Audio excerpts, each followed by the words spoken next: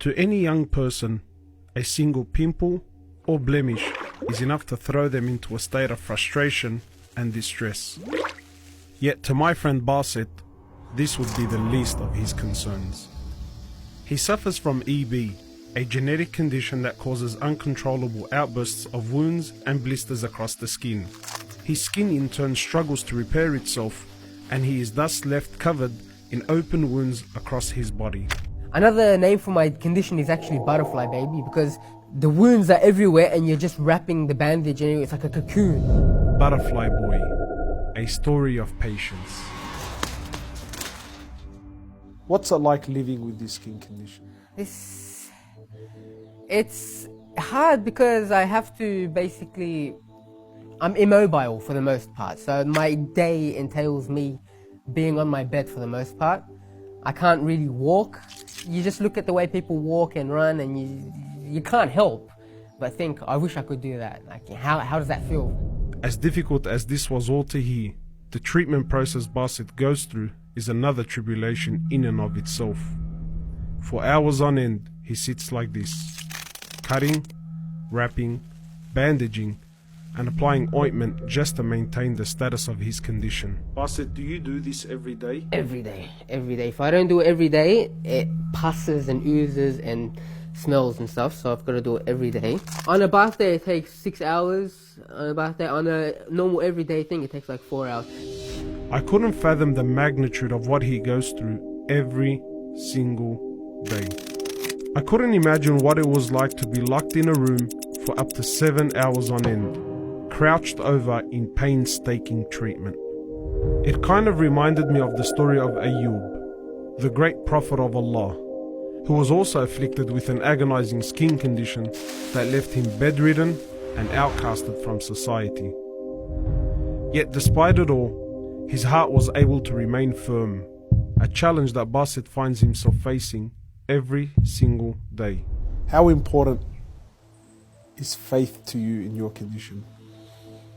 I think without faith, if I'm brutally honest,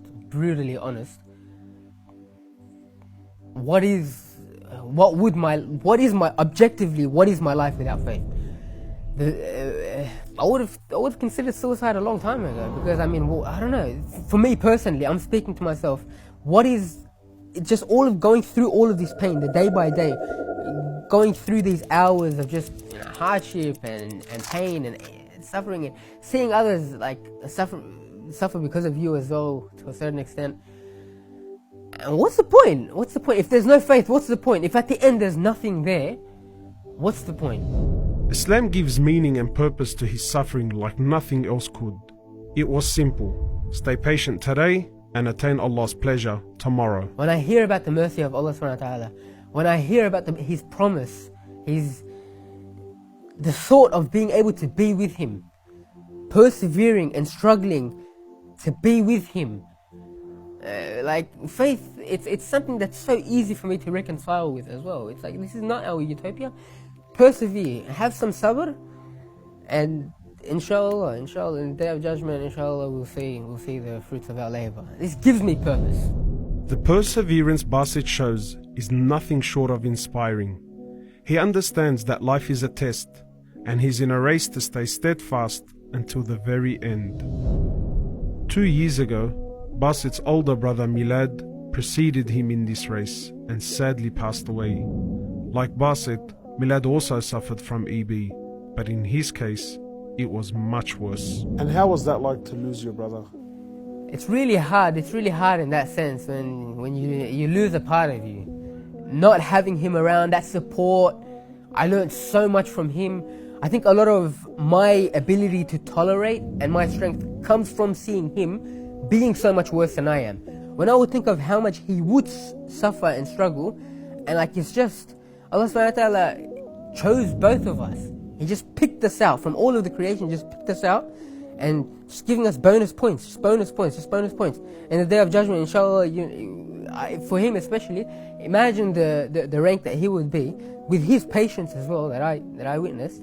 So when I go to his grave and I see that, it's just, I think to myself, instead of me weeping for him being gone, he's weeping for us still chained into this struggle. Throughout his tribulation, Basit has managed to stay firm, not only staying patient spiritually, but also in his daily affairs.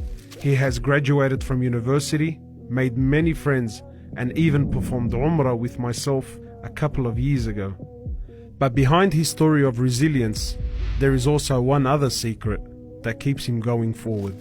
Religion has been the bedrock of my life, but my parents are the other factor. Like, Alhamdulillah for them. That's all I can say. Alhamdulillah for my parents, because they made it so I don't have to worry at all. When I have these problems and stuff like that, I can only think about these problems. In my mind, like, I don't even have to think about them. They never complain. It's so normal. They make it so normal. That normalcy is something that I'm so grateful for them. If you could give them one thing, what would it be?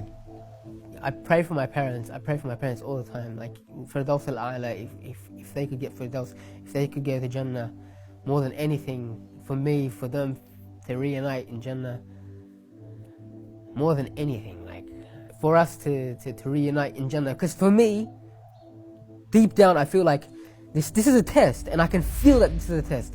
And I thank Allah subhanahu wa ta'ala for making me feel that it's a test. The real life, when I will actually wake up with my family, inshallah, is in the next life. Can't forget that. I can't forget that.